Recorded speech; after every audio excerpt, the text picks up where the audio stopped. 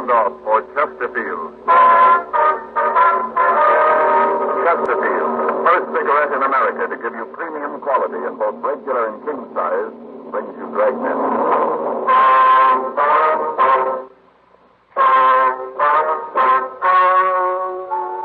Ladies and gentlemen, the story you are about to hear is true. The names have been changed to protect the innocent.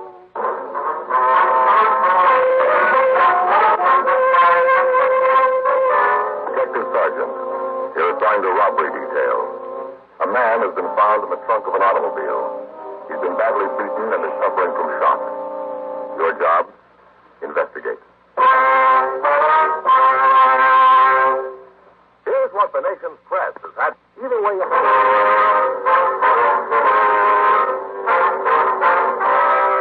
Dragnet, the documented drama of an actual crime. For the next 30 minutes, in cooperation with the Los Angeles Police Department, you will travel step by step on the side of the law through an actual case transcribed from official police files. From beginning to end, from crime to punishment, Dragnet is the story of your police force in action. It was Wednesday, February 18th. It was raining in Los Angeles. We were working the day watch out of robbery detail. My partner's Frank Smith. The boss is Thad Brown, chief of detectives. My name's Friday. It was 10:48 p.m. when I got back to the car.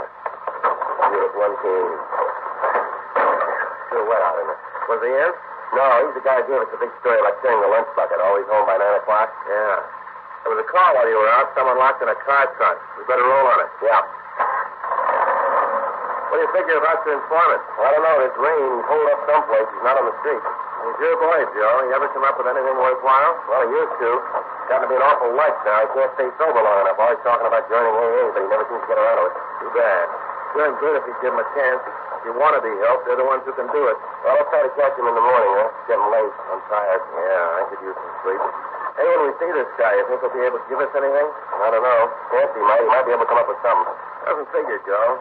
Nice job they've pulled. There's not a rumble in town on him. Not even a close identification. Well, we don't turn him soon. It's going to be out of our hands. Be something for homicide to work on. You think this trunk deal might be the same one? Well, if it's them, this makes number 10 for him. The old man will clean his head off in the morning. Sure won't help his ulcer. He'll be sipping milk all day. He just graduated to soft-boiled eggs. This thing will put him right back on the sippy diet. Poor old idiot. Thieves and ulcers. He just can't win. Now, that must be it up there, Frank. Guy waving the radio car. Oh, yeah. There's 1A4 just coming in, too. Yeah. Let's sit here. You want to get out my side? Yeah. Go ahead. Right around the corner, officer. I know what it's called. It didn't take you long to get here. I'll show you. Right around here? Yes. All right, Joe, Frank. You police officers, too? Yes, sir. My name's Friday. This is my partner, Frank Smith. How do? I'm Carl Miller. I own the drugstore on the corner. I'm the one who found the car, you know. Yes, sir. If you'd show us the car. Yeah, sure thing. Around this way.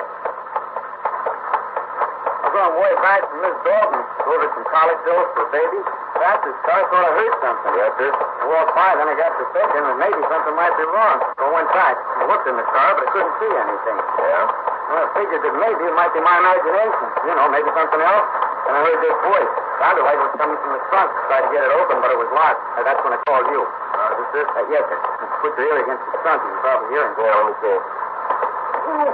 There's somebody in there. Let's see if we can get this thing open, huh? Well, there ain't something to pry it open. Got anything in your car, Al? Oh, wait a minute. Maybe there's something in here. I'll look. No, sir. Please don't touch the car. What? Don't touch the car, sir. Oh, sure. You want to look for fingerprints? Should have thought of it myself. I'll check my sure door. Should have something in there. All right, fine. Al? Yeah. You want to see if you got anything in your trunk? Yeah, I'll check it. Fine. All right, sir. We're police officers. We'll get you out. Same one, sir, Joe? Yeah, looks like him. Same MO. Lousy thing. Locking that guy in the Joe? Yeah. There's this boy in the trunk. You want to try it? Yeah, fine. Here. Yeah. Let me help you. Come on, try it. Yeah, all right. Here. I think I got it. Yeah. Here. That's good.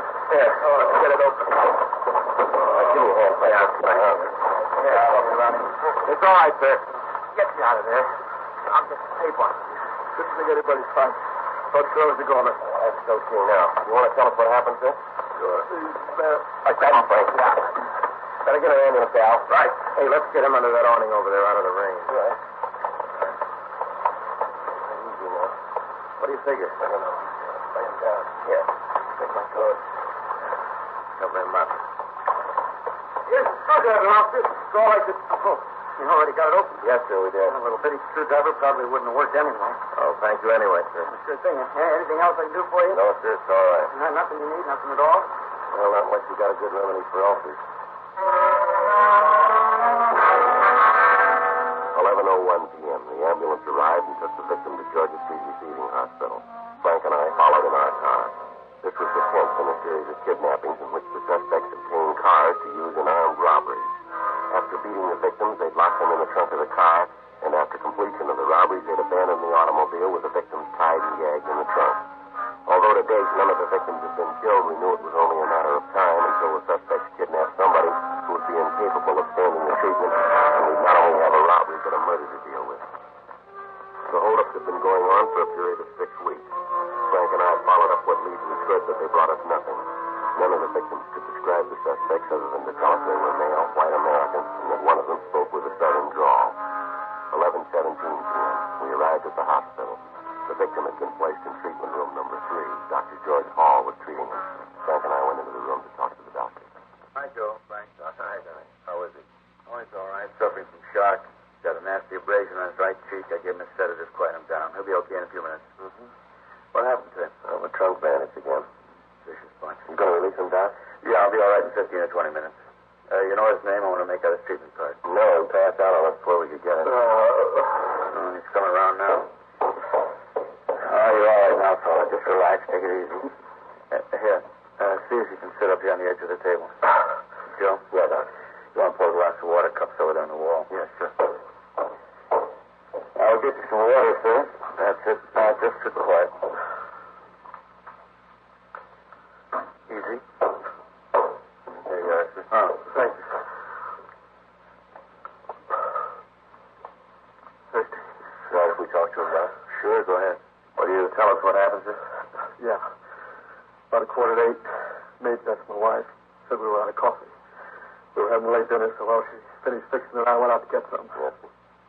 I got down to Pico and Union. Signal was working. Stop. I pulled up. There were 2 guys standing on the safety zone. You know, like they were waiting for a streetcar. Mm-hmm. I thought the time was a lousy thing having to stand out in the rain waiting for a streetcar. Yes, go ahead. Well, the next thing I knew, one of them opened the door up in front. When he opened the door, I figured that maybe it was somebody that knew me. It was dark, you know. Couldn't see too well. The other one opened the back door and got right in the car. I knew darn soon I didn't know these guys. Sir? Well, the fellow in front had a gun, pointed right at me. Looked like a cannon, biggest gun I ever saw. Tell you I was scared. Yes. Told me to pull up the curb. I did. What happened then? Told me to get in the back seat. I told them they could take my money, car, whatever they wanted. Just let me go. And the guy in the back told me to shut up and get back there with him. I asked him again to let go. Told him I wouldn't say anything. Said if they'd just let me go, I wouldn't tell anyone. I was scared, you know. Yes, sir, we understand. The guy in the front got a real wild look in his eye. Looked like he was crazy. I tried to get out of the car and he hit me. Side of the head with that gun. Then they grabbed me, threw me in the back seat, hauled me right over the front. Just dumped me on the floor in the back. What'd you do then? Oh, nothing. I just laid there. Figured that maybe they'd think I was out cold and leave me alone. Then what happened? Well, the guy in the back took a roll of adhesive tape out of his pocket, wrapped around my wrists and ankles. Well, what'd they do then, sir? Well, they still thought I was knocked out. The guy in the front said, get me out of the car. Big fellow opened the door, lifted me out, picked me up like a sack of potatoes. The guy with a gun ran around, opened the trunk, and they threw me in. One of my legs was over the bumper, and the big guy grabbed it and twisted it so it fit in the trunk. Almost died, but I didn't dare let him know it wasn't out. Mm-hmm. And after that? He locked the car and drove away. Must have drove for a while, and they stopped. Mm-hmm. You got any idea how long they drove, sir? How far? I couldn't see anything. Couldn't hear much. Just a little mumbling. I know they stopped at the gas station, though. Oh, how's that, sir? Well, right after we stopped, I heard one of them yell at somebody. I couldn't tell what he was yelling, but then a little while, I heard somebody come back, take the gas cap off of the tank. And I heard the gas go in the tank right in front of the trunk. That's it. Well, after the guys put the cap back on the tank, I heard one of the guys say something about stick-up. Well, why you were stopped? Did you try to let the gas station attendant know that you were in the trunk? Oh, sure. And I tried to kick the trunk, but the way they twisted my leg, putting me in, I couldn't move. They gagged me, too. Put a big piece of of adhesive tape over my mouth. No, sir, I tried to let the guy know. I just couldn't do it. You said that you heard one of them say, this is a stick-up. Yeah.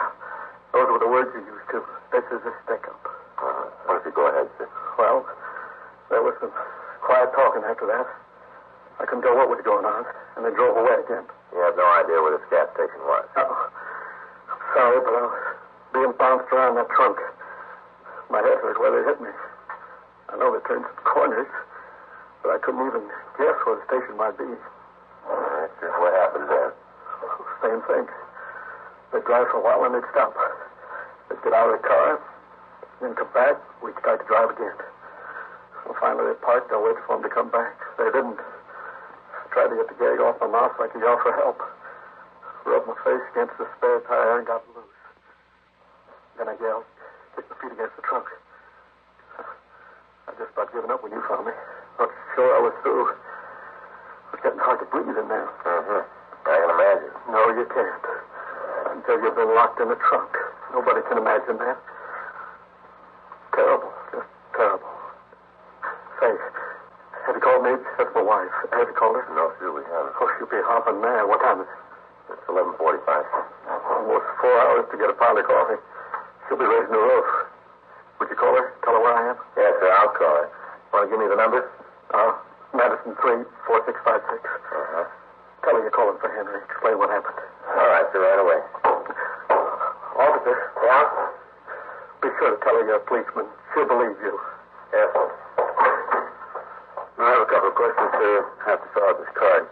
Sure. I hate to ask. Could I have another cup of water? I'll get it down. What do you want to know? Your full name. Henry J. Hilldale. Hildale? Uh-huh, I have that. All right, see, here's your water. Thank you. I don't know why I'm so thirsty. Dust in the trunk, I guess. Got in my throat. Yes. Now, what's your address, Mr. Hildale? 920 North Lebanon Avenue. Phone number is Madison 34656. 4656. How old? 48. Be 49 this October. All right, Mr. Hildale. You have a way to get home. We'll run him home, Doc. Well, what about my car? Can't I take it? Well, we're going to have to process it for fingerprints, sir. We can release it to you in the morning. You called me? Yes, sir. I just talked to her. Was she sore? Well, she was a little upset, worried about you. But you told her about what happened. Yes, sir. Everything's all right now. That's good. Mr. Hildale. Yes, Doctor. You can leave now. I suggest you see your own doctor in the morning. Just check up. Oh, all right. Well, thanks a lot for your trouble. Sure appreciate it. That's okay. No, it's just this way. The elevator's down here. Oh, yeah. I'll get the button. Same story, huh, Joe? Yeah. One big trouble. What's that? We're hearing it too often. 12:18 p.m. We left Georgia Street Receiving Hospital and drove Mr. Hildale back to his home. On the way, we asked him for a description, but he was only able to give us a very meager one. We did get enough information from him for our crime report. He told us he'd come in the next day to look through the mug books. We checked into the city hall, got a DI number, and filled out the crime report. We booked the adhesive tape as evidence. The information on the robberies the suspect had pulled that night had come into the office. There had been 3 of them, and among them was a service station Mr. Hildale had told us about. At 1:46 a.m., Frank and I signed out of the office and went home to get some sleep. 7:58 a.m. We talked with Captain Didion. Here's the description we got from the service station, Lieutenant. Want to look at it? Yes, thanks. Same guy. Frank? Yes, Skipper. Want to hand me that milk? Yeah. Here you are. Stomach's raising, King.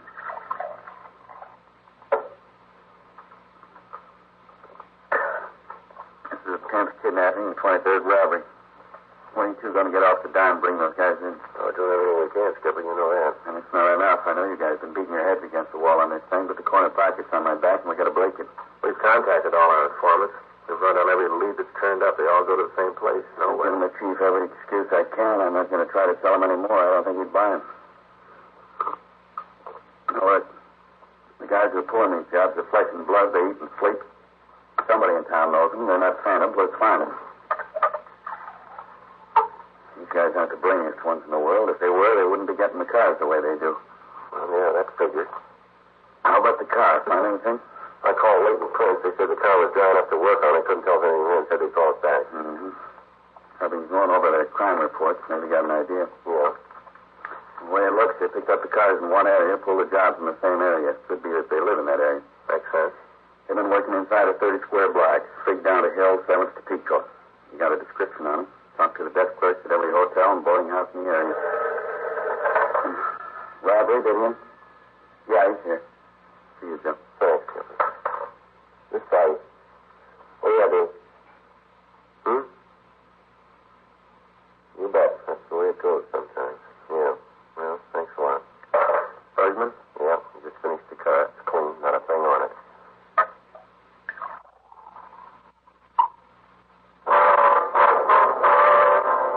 9:30 a.m.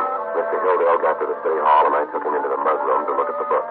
Frank got in touch with Schultz from the police printing lab. We gave him the description of the suspects and their M.O., and the fact that one of them spoke with a southern accent. We asked him to run off 500 flyers for distribution in the area that we were going to canvass. 12:15 p.m. Sorry, Sergeant. Didn't recognize any of them. Well, that's all right, sir. I understand. Don't think his picture was there. I'd feel awful if I saw it and didn't recognize it, but I'm pretty sure you just don't have a picture of the man. Yes, sir. Well, maybe you'd like to rest a little bit before you look at any more. Yeah, if I can. Get a little confused looking at so many. After a while, they all begin to look alike. Yes, sir. Joe? Yeah. See you later? Sure thing. Excuse me, Mr. Hildale. Of course. Yeah. Just got a call from Charlie Sutton. San Francisco? Yeah. Thinks they got our boy.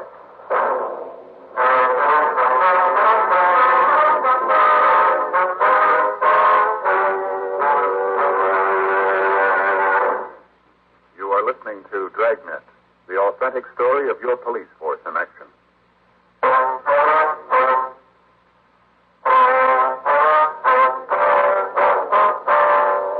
Frank went on to tell me that in talking to Inspector Sutton of the San Francisco Police Department, he found out that they thought they had one of the suspects. Sutton said he was apprehended after he kidnapped a man who stopped for a boulevard stop. The suspect had taped the man up and thrown him into the trunk of the automobile. Sutton went on to say that a witness on the street had called the police and furnished them a description of the car and the license number. The kidnapper was apprehended immediately. He refused to talk, and further investigation disclosed that the suspect was a PZ from Los Angeles. Inspector Sutton told us that he'd send us stand-up mugs of the suspect by airmail special delivery. The following morning, when we received the mugs, we showed them to the victims of the robberies in the Los Angeles area. Several of them positively identified the man. Others stated that he resembled the suspect, and some of the victims were unable to give any identification of the suspect at all. In view of the circumstances, Frank and I were ordered to take two of the most reliable witnesses up to San Francisco in order to observe the suspect in person. We signed the out-of-town book, checked out a trip car, picked up our witnesses, and left for the Bay Area. 7:15 p.m., we checked into the San Francisco police station on Kearny Street. A special show-up was arranged for the victims from Los Angeles. They failed to give a positive identification of the suspect, but both of them said that he could be one of the men involved in the robberies. 8:20 p.m., we talked to the suspect at Jack Webster in Inspector Sutton's office. What are you guys trying to We're not trying to prove anything, Webster. We want the facts. Well, that's what I'm giving you. Seems when you get them, you don't want to Look, believe. we got two people outside that came all the way up here from L.A. Both of them say you're the guy who stole their cars and beat them up. Well, they're both crazy. According to the report, you pulled the kidnapping just like the ones that were pulled down south. How about that? So it looks the same. That mean I did it? Looks like it. We ran your name through R&I down in Los Angeles. There's a tab on your card for PVs. You know that? What? Galloway in Los Angeles wants you for parole violation. Oh, well, I think I can explain that. I don't think you can, Webster. Galloway says he hasn't heard from you for the past 6 weeks. That's how long these robberies have been going on. You look awful good for him. So I maybe skipped town. I was going to report up here. I got a job. Now I'm trying to go straight. How about the job they got you for now? I needed a little extra dough. You know, something came up. I read about those jobs in L.A. I figured it might work for me. Thought maybe you'd figure it was the same guys. Yeah, we do. You got it all wrong. Sure, you got me nailed for this one, but that's all. I had nothing to do with him in L.A. Our witnesses seem to think otherwise. You tell your witnesses they're full of cheese. I didn't have anything to do with him. Now, I'm sorry, boy. You got me tagged for a job up here. Nothing else. How'd you figure that? Well, how long did you say those jokers been working in L.A.? About 6 weeks. Then you got nothing on me. Yeah. Sure, I haven't left town for a month and a half, and I can prove it. Jack Webster told us that he's been registered at a hotel on Geary Street for the past month and a half. Further, he said that he's been working in a foundry in South San Francisco for the same period of time. We checked both of the places out and found that he was telling the truth. He was filed on in San Francisco for grand theft auto and kidnapping. Sunday, February 22nd, we arrived took our witnesses to their homes and checked into the office. We called Captain Gideon and found that there'd been no new developments in the case. Frank and I went home to get some sleep. Monday morning, 7:45 a.m., we signed into the office. We picked up the flyers and started to canvass the area where we thought the hold-up men were living. During the first day, we were able to check out 28 places. Tuesday, the 24th, it started to rain again. At 8:30 a.m., we started to canvass the rest of the hotels, rooming houses, and boarding houses in the area. For 3 days, we talked to the day and the night clerk in each place. We left each of them a flyer with the description of the men and our cards, asking them to call us if anyone answering the description should register at their particular place. For 3 days, it rained. Saturday, February 28th. Think it'll ever stop, Joe? There sure is yet. Yeah. Looks like the guys we wanted dropped off the face of the earth. Nobody's seen or heard of them. I never realized there were so many hotels in L.A. Yeah, there's a lot of them. Well, let's try this one. All right.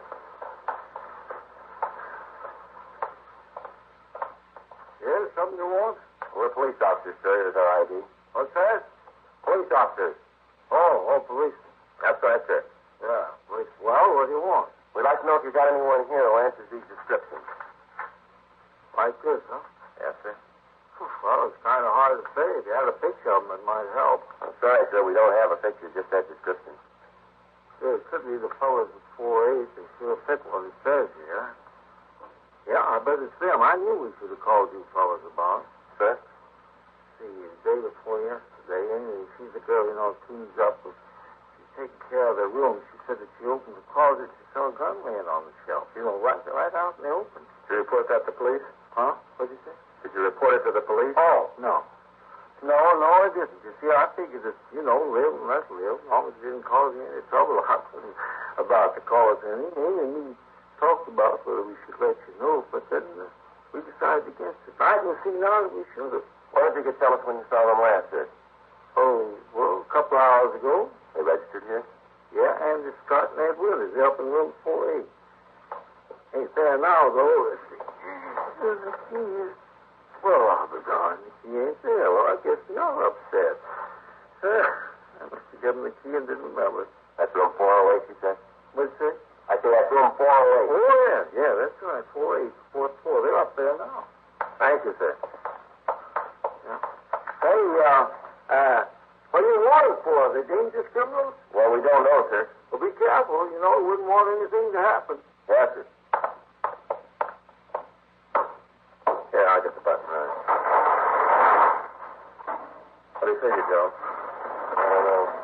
Hope there are boys. Some elevator. Yeah. Listen to that.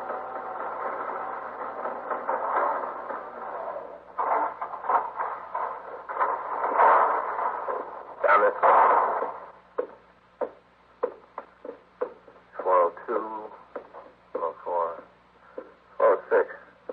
Here it is. Want to cover me? Yeah. How is it? Room clerk. What do you want? I'd like to talk to you. Just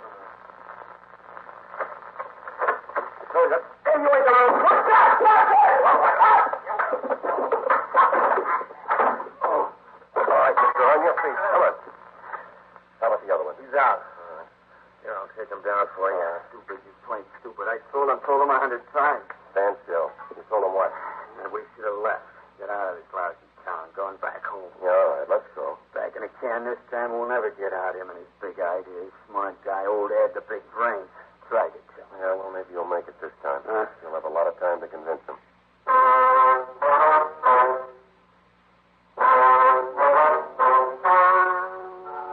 The story you have just heard was true. The names were changed to protect the innocent. On 17th, trial was held in Superior Court, Department 87, City and County of Los Angeles, State of California. In a moment, the results of that trial.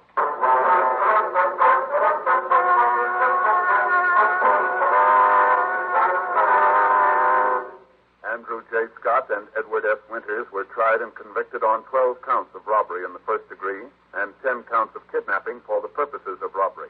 They are now serving their terms in the state penitentiary. A hold has been placed on them in the event of parole by the state of Arkansas. First-degree robbery is punishable by imprisonment in the state penitentiary for from 5 years to life for each count. In the case of Scott and Winters, these sentences are to run consecutively.